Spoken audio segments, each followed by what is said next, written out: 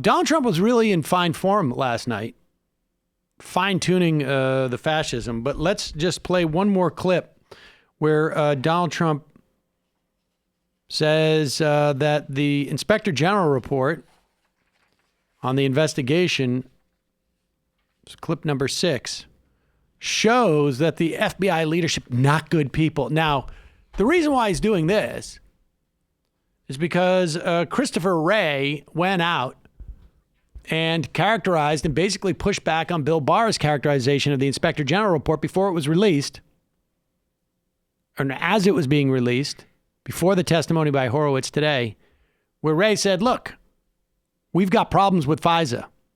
We're going to address those. To my mind, necessary but not sufficient in terms of addressing FISA. But the report made it clear that the investigation into Donald Trump and the campaign was legitimate. Trump can't let that stand. So they tried to frame innocent people in the ludicrous, it all started with the Russia witch hunt, right? Then the Inspector General's shocking report proved that the Obama FBI obtained secret warrants to spy on my campaign based on a phony foreign dossier of debunked smears paid for by crooked Hillary Clinton and the DNC. The FBI failed to disclose the nature of the political hit job to the FISA court. They hid it, they deceived it, and they lied. The dossier was written by a discredited foreign agent who, quote, desperate that Donald Trump not get elected and was passionate about him not being the United States president. What's this? Folks, they spied on our campaign, okay? They spied. Never happened before in the history of our country. And we're really wise to it. We're wise to it. The Inspector General found that the FBI's spying application contained 17 errors and omissions commonly known as lies and deceit.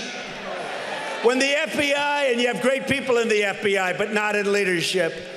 You have not good people in leadership, you haven't had.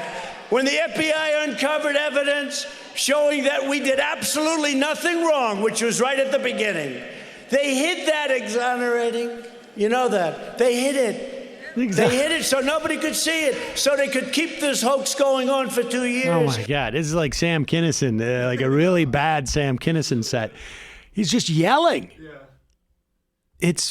It's nuts. It's amazing how he goes through this narrative and he has his little catchphrases like the crooked Hillary and the DNC, like kind of just to get everyone's attention back. Right. Like, you remember crooked Hillary and the DNC? What? Like it is like one of those comics from the 80s who have their hook. Yeah. And that's what I've been saying. You know, it's one of those jobbies.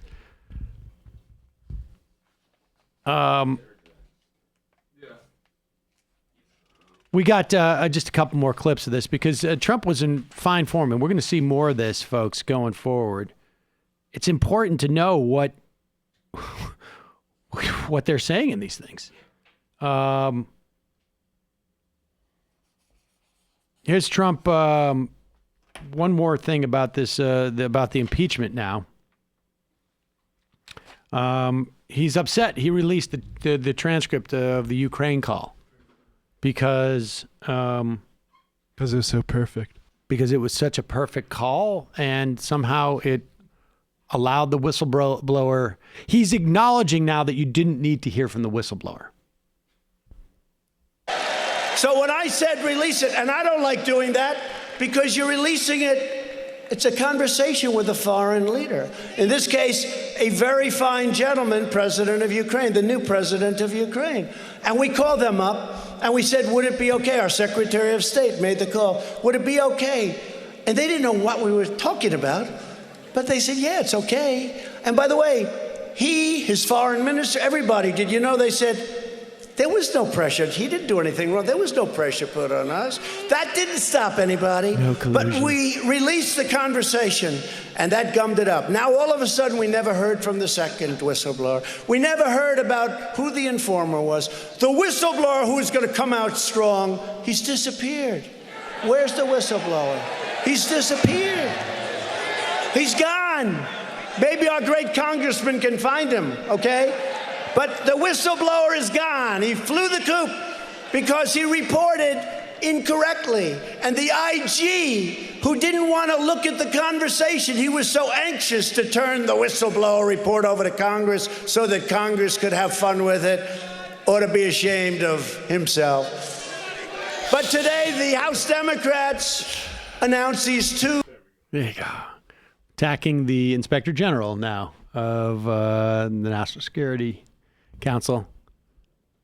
I mean, at one point, we're not there yet, but the thing that terrifies me about the second term is that it just feels like what we're witnessing now is just a warm up. When there is no, for Donald Trump right now, his perspective has got to be like, I got to get reelected or I'm going to jail. When he thinks that, like,